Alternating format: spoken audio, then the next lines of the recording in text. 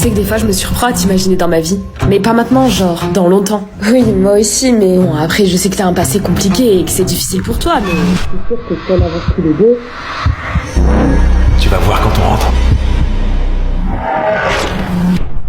Pars de chez moi, Raph, s'il te plaît. Prends tes affaires et rentre. Quoi? Mais j'ai fait quelque chose qu'il fallait pas? Non, écoute, ça marchera pas nous deux. Prends tes affaires, s'il te plaît. Dis que tu m'aimes pas et je pars. Raph, rends pas les choses compliquées, s'il te plaît. Dis-le. Dis que tu m'aimes pas et je te laisse tranquille. Pourquoi tu sabotes tout comme ça? Ça se passait si bien entre nous. T'as même pas peur que ça foire, Elsa. T'as peur que ça marche. C'était bien vrai. Ce qui effrayait Elsa, ce n'était pas que ça rate. C'était que ça prenne vie. Et si ça marchait, elle devrait y croire. Ouvrir les bras. Bah, Raphaël, tu t'en vas déjà? Je suis tout aussi surpris que vous, madame. Ce qui était certain, c'est qu'Elsa avait un long chemin à faire. Relation à distance. Tu me manques déjà, toi aussi. J'oublierai jamais ce qui t'était passé avec toi. Justine, t'as vu l'heure? Allez, tu coupes là. Oh, encore 5 minutes, s'il te plaît, maman. C'est Nolan, le garçon que t'as rencontré au camping. C'est ça? Oui, madame, enchantée. T'as vu, il est trop gentil. Allez, s'il te plaît. T'emballes pas pour un garçon, ma fille, ça n'en vaut pas la peine. Nolan, désolée, mais Justine a beaucoup de DS cette semaine. Allez. Bon, bah, tu l'as entendu, il faut que... Attends, Justine, j'ai un truc à te dire avant. Oui, là, c'est toi qui me fait peur. Je sais qu'on est loin tous les deux. On se verra peut-être même pas très souvent. Mais ce que j'ai vécu avec toi cet été, je sais que je le retrouverai avec personne d'autre. Ouais, c'est vrai. Tu veux pas qu'on tente de se mettre en couple? Purée, si tu savais combien de temps ça fait que j'attends que tu me poses cette question. Bien sûr, Bisou, la distance c'est rien comparé à ce que je ressens pour toi. Allez, on rapproche là. Bon, faut vraiment que je te laisse. Bisous. T'inquiète, pas de soucis. Bisous. Mais Justine, c'est voué à l'échec avec Nolan, il habite à 500 km de chez toi. Et bah, je sais pas, t'as pas peur qu'il rencontre une autre fille, vu que vous êtes loin? Puis vous allez vous voir quoi? Une fois par mois? C'est un mec qui va finir par se lasser. Je vois pas le rapport. Bah tu sais, il paraît que les mecs ils ont des besoins et... Arrête Rebecca, tu m'angoisses pour rien. Tu veux pas juste être heureuse pour moi?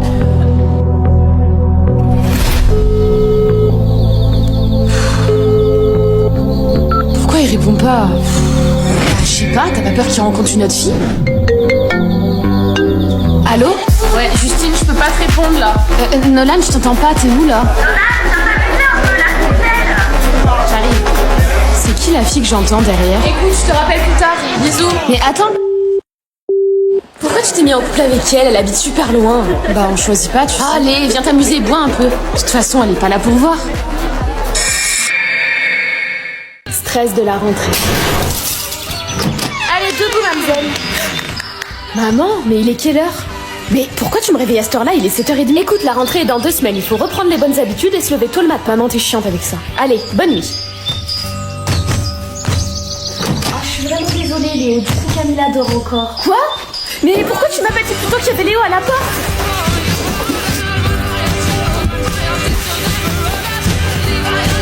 J'arrive, hein. Je suis là. Tu vois que tu peux te lever tôt quand tu veux. T'es vraiment drôle, maman. Oh, t'es déçue. Attends, ta mère a vraiment fait ça? Oui, oui. Je sais pas si c'est diabolique ou si c'est du génie. Les vacances d'été sont passées trop vite cette année. Imagine qu'on n'est pas dans la même classe. Horrible. Et je flippe trop d'être avec des gens que j'aime pas. Eh ben moi, je prie pour que vous soyez pas ensemble parce que depuis que vous êtes toutes les deux, Camilla a vraiment des mauvaises notes. Tu préfères que j'ai des bonnes notes ou que je sois malheureuse? La réussite est plus importante que le bonheur, ma chérie. Ah, si t'étais prof, j'aimerais pas t'avoir dans ma classe. Tu m'as attendu, hein? T'as pas encore regardé la liste des classes? Bien sûr que je t'ai attendu. Je serais jamais allée voir sans toi. Qu'est-ce qui se passe? Tu t'accroches à ton sac quand t'es stressée? Bien sûr que je suis stressée. Imagine qu'on n'est pas dans la même classe, que j'ai des amis pourris, des profs pourris, des notes pourries. Et que ce soit une année pourrie en fait. Je vais t'avouer un truc. Je suis dans le même état que toi. Juste, je le cache un petit peu mieux. Et tu sais ce que je me dis quand je suis comme ça? Que quoi qu'il se passe, rien n'arrive par hasard. Donc en gros, cette année, si rien ne se passe comme prévu et que tout se passe mal, ça voudrait dire que c'est le destin qui l'a décidé. C'est légèrement péjoratif, mais imaginons que ça se passe comme ça, c'est que c'est écrit et que ça devait se passer comme ça. Quoi? On n'est pas ensemble? Alors, tu crois toujours que le destin fait bien les choses? Syndrome du sauveur. Un peu de silence. Aujourd'hui, on a une nouvelle arrivante dans la classe. Vas-y, Sophia, je te laisse te présenter. Bonjour, je m'appelle Sophia. On n'entend rien. J'avoue. Arrête, Lady, elle doit déjà être grave stressée. Je suis contente de vous rencontrer. Elle a dit je suis con. Elle a l'air grave coincée, non? Ah ouais, elle a un maxi balai dans le cul là. C'est bien. Elle ressemble un peu à Mercredi Adams, non? Avec cette limite dans la Mercredi Adams. Chut, purée, vous êtes vraiment débile. Elle vient d'arriver dans la classe, elle connaît personne. Logique qu'elle soit timide. Ça va, on rigole, oh là là.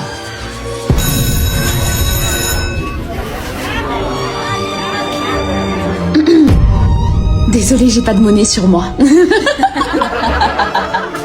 Tu veux intervenir, comme à ton habitude? Évidemment, elle a besoin d'aide, ça se voit. Je m'appelle Anthony. Salut, moi c'est Roman. Je sais. Quoi? On est dans la même classe. Ah bon? Arrêtez, laissez-moi tranquille. Ça va, c'est... Je suis désolée, Sophia a besoin d'aide. À plus.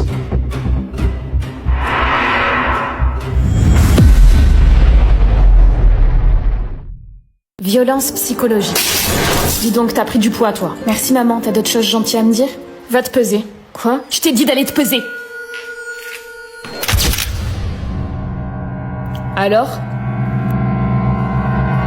T'as pris 5 kilos? T'as vu toute la graisse que tu dois perdre maintenant? Mais je suis bien dans mon corps, moi. Tu devrais pas pourtant. T'as intérêt de perdre ces kilos et vite. Sinon aucun garçon voudra de toi. Tu manges pas? Non, j'ai pas faim. Ton ventre te dit le contraire. Allez, mange. J'ai dit que j'avais pas faim. T'es pas obligé de me crier dessus. C'est quoi, démerde-toi, t'es trop désagréable ces temps-ci. Ouais, ok, casse-toi. Ton bol.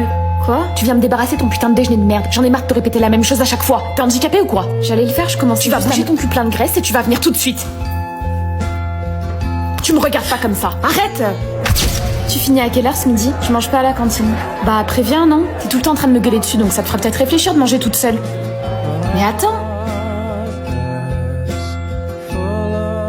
Amour toxique. Même un élève de primaire aurait fait mieux. Quoi? Décidément, t'as pas... Non mais regarde, on a mis exactement la même réponse. Et moi, elle m'a compté faux. Oui, c'est vrai. Mais son entend vous. Taisez-vous. Non, je ne vais pas me taire. Vous avez quelque chose contre moi. Qu'est-ce que je vous ai fait? Dehors. Non, je ne bougerai pas d'ici. Je n'ai rien. Iris? Mais qu'est-ce que tu fais là? Madame Guérande m'a mis dehors alors que j'ai rien fait. Elle te déteste, on dirait. Ah merci, je suis pas la seule à me dire ça.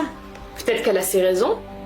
Quoi? Comment ça va, ton couple avec Elliot? Oui, ça va, tout se passe bien. Je suis désolée, Emile, vraiment. Donc j'ai vraiment aucune chance? Tu penses que c'est l'homme de ta vie? Bah, à part s'il fait vraiment quelque chose d'horrible. Oui. Quelque chose d'horrible? Ouais, je vois.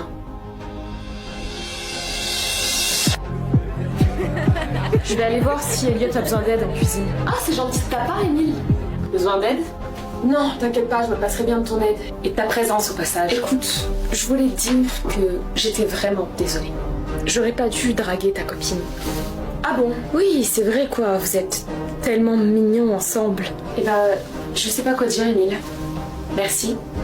Je vais t'aider à prendre les verres. Non, t'inquiète pas, Si, je vais t'aider, je te dis. L'anxiété sociale s'est transformée ses draps en salle d'interrogatoire. À se demander si on a trop parlé, pas assez souri. L'anxiété sociale, c'est compter frénétiquement combien de personnes doivent encore parler avant que ce soit ton tour. C'est aussi laisser quelqu'un te passer devant dans la salle d'attente juste pour éviter un malaise. Personne suivante. C'est avoir envie d'oser une tenue, mais choisir la discrétion pour ne pas attirer les regards. C'est jouer au détective émotionnel pendant qu'on te parle, À l'affût du moindre signe de rejet ou de quelque chose que personne n'aurait vu. C'est être au tableau et penser plus à ta posture qu'à ton exposé, persuadé que le moindre geste sera moqué. C'est sentir tous les regards sur toi et se battre pour aligner seulement 2 mots. Mon exposé porte sur... Camille, tu peux aller plus vite s'il te plaît? Et c'est partir en crise de panique à la moindre moquerie. Chut, ça suffit. Camille, où est-ce que tu vas? C'est avoir la jambe qui tremble, se ronger les ongles, se mordre la lèvre, angoisser, réfléchir. Si tu te reconnais dans tous ces schémas, c'est probablement que tu fais de